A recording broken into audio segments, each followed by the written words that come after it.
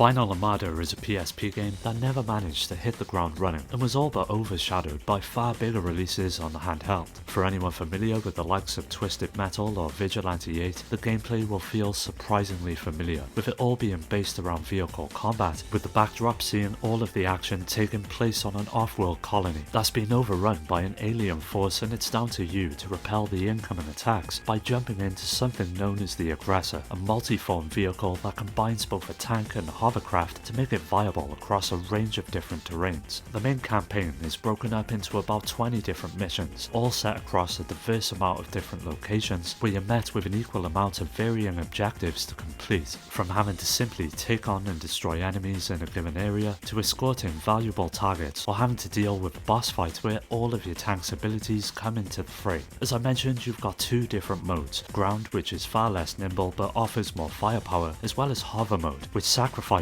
some of your weapons and defense for a much higher sense of speed. Switching between the two is easily done by hitting X, and with a range of different enemy types you'll find yourself doing so quite often, while taking advantage of up to 6 different weapons that range from a simple machine gun to homing missiles and something known as a nano swarm that sends out drones to seek down targets to destroy. The best thing about it is that all of them can be upgraded as you progress, allowing you to focus on any particular weapon and use it to its full potential. So if you see it going for cheap or are looking for something new to emulate, Final Armada is well worth seeking out.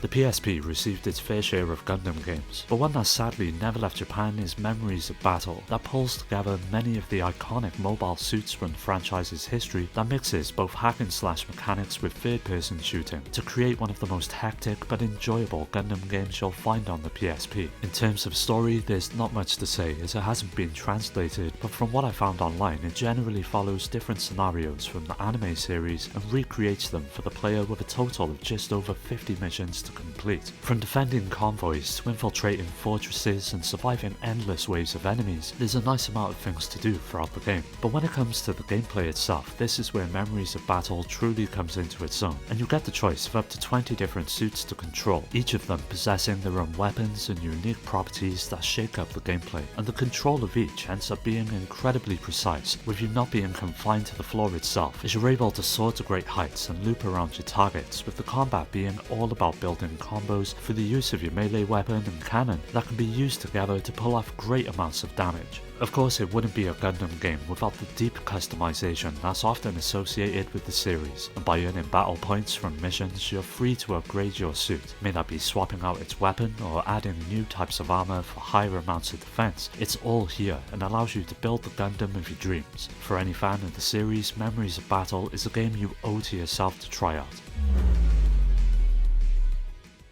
For anyone who has been following the channel for some time, you'll know that tactical RPGs are one of my favourite genres, and the PSP received its fair share of them, with Phantom Brave being one of the best. It's essentially a port of the PlayStation 2 version that comes along with a few changes and extra content that make it one of the best ways to experience this forgotten classic. It all revolves around a young girl known as Morona, who's cast out of society due to her unique powers that see her being able to summon spirits, or phantoms as the game calls them, into battle. What makes the game a bit different from other SRPGs on the system is how it breaks away from the traditional grid-based combat and instead comes along with a free roam system where you can move your characters within a circular range. This seemingly small change opens up a range of strategic possibilities and encourages you to think spatially as well as use the environment itself to your advantage. For example, uneven terrain like slopes or water can slow units down, whereas objects like crates or trees can be used for cover. The most important aspect of the combat though is something known as the confinement system, which plays into Morona's ability to summon spirits and sees you having to confine them to objects for a range of different effects. Weapons, for example, will get a boost in their attack when a spirit is confined into it, whereas natural objects like trees or flowers will enhance your magic, giving you more of a chance to land critical hits. It may sound a bit strange at first, but it ends up being a really engaging aspect of each fight that forces the player to adapt to the design of each map. When it comes down to it, there's plenty of tactical RPGs on the PSP, but Phantom Brave stands shoulder to shoulder with its more popular contemporaries, and with it being available on modern systems as well, it's easier than ever to give it a go.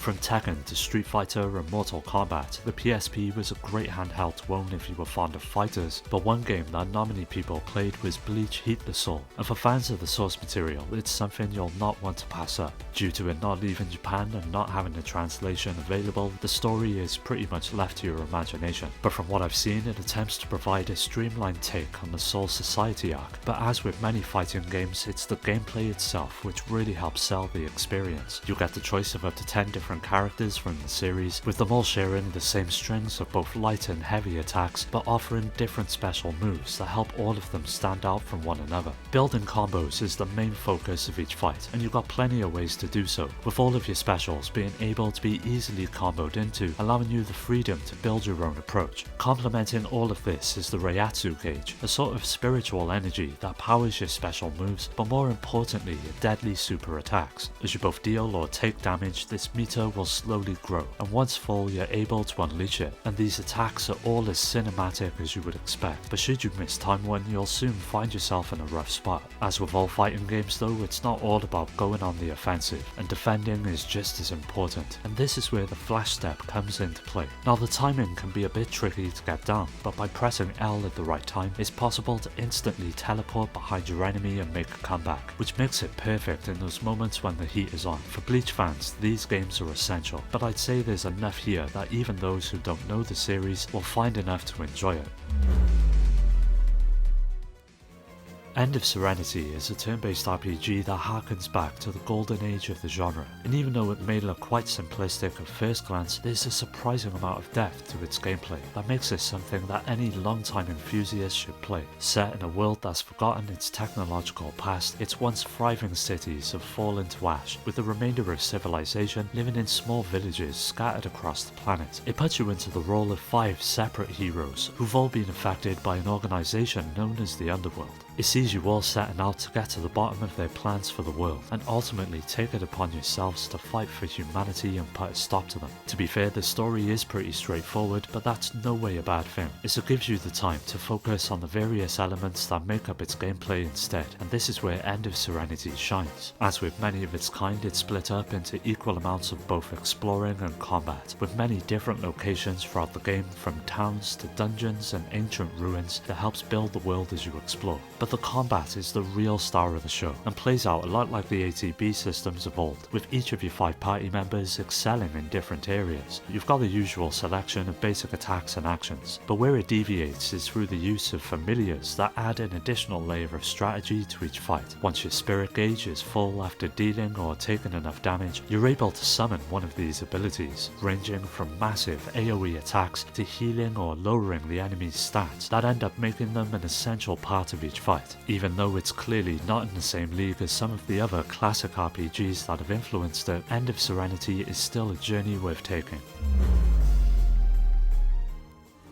Way of the Samurai originally released for the PS2, and like many games of that era, it would end up getting a port for the PSP that managed to bring the full-on experience to the handheld. It sees you taking up the role of a wandering ronin who stumbles into a war between feuding factions, where you've got to make your way through the countryside, with the adventure revolving around your decisions on which faction you're willing to fight for. But the game gives you the freedom to play each side against each other and stir up chaos and remain neutral. Every conversation and swing of your sword has the potential to influence one of the 6 different endings that you can receive, adding a ton of replay value to the game. But the gameplay itself is what really sells it, and ends up feeling like something pulled straight out of a samurai film, with a fast and skill-based combat system that puts a huge focus on getting into a rhythm of counters, parries and stance switches that add an insane amount of skill to each fight. You start off with a basic katana, but over the course of the game you'll come across up to 40 different weapons that come along with their own movesets, and although the combat can be quite difficult at first, once it clicks it becomes a fluid display, allowing you to form your own combos as you face an ever-escalating threat from the people around you. Beyond the combat, customization has got its role to play as well, with you being able to change your outfit lifted from fallen enemies, as well as visit a blacksmith that lets you slightly upgrade your weapons and infuse them with different properties. It's not exactly the most in-depth aspect of the game, but it's nice to see it included, and it was something that would be greatly expanded on in the sequels. Even though it can be a bit rough around the edges, Way of the Samurai is definitely worth a playthrough if you're looking for something new to try out on the PSP.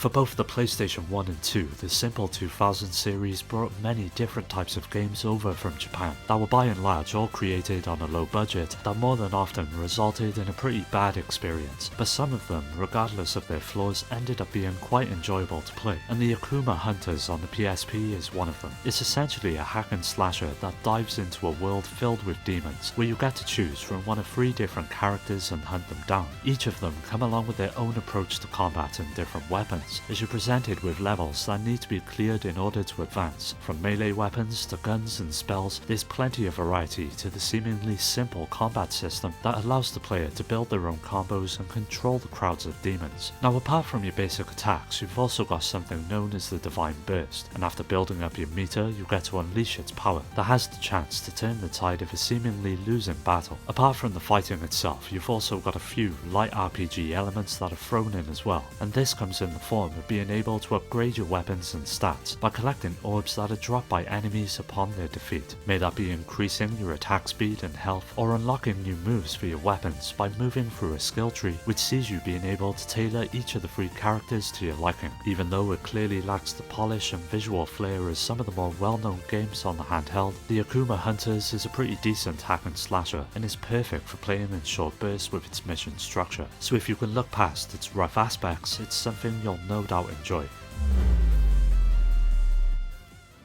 Final Fantasy has long been known for its incredible stories and adventures, but throughout the series' life it's received plenty of spin-offs, with Crystal Defenders being one of the lesser known to release. It's essentially a tower defense game that takes place within the world of Ivalice, where the goal is to protect your stockpile of crystals from endless waves of monsters. There's no grand story to follow, no great adventure to go on, but for what it lacks in terms of narrative, it more than makes up for when it comes to the amount of strategy involved in completing each stage, with just over 350 of them to complete, set across nearly 40 different maps. There's plenty in the game to keep you busy, and for any Final Fantasy fan, it's sure to put a smile on your face, with familiar character sprites such as mages, soldiers and paladins holding the line, and even the odd Easter eggs such as chocobos making an appearance. Now, each level feels like a self-contained puzzle, with winding paths that demand that you think ahead and carefully place your units where they'll do the optimal amount of damage. By defeating enemies, you'll earn gil, which can be used on buying more units, with each of them having different properties. Soldiers, for example, are a pretty much all-round good choice, whereas monks have the ability to hit multiple targets, or archers that can hit from a distance. And mid-wave you get the opportunity to pour gil into your units, which advances their level for better range, damage or abilities, making your decisions matter. Ultimately, Crystal Defenders ends up being one of the best games to have with you on the go, and while it's nothing that you wouldn't have seen before, the Final Fantasy aesthetic is something fans will adore, but the strategic gameplay that it offers will be enough to pull in those who haven't played the series or just enjoy tower defense in general.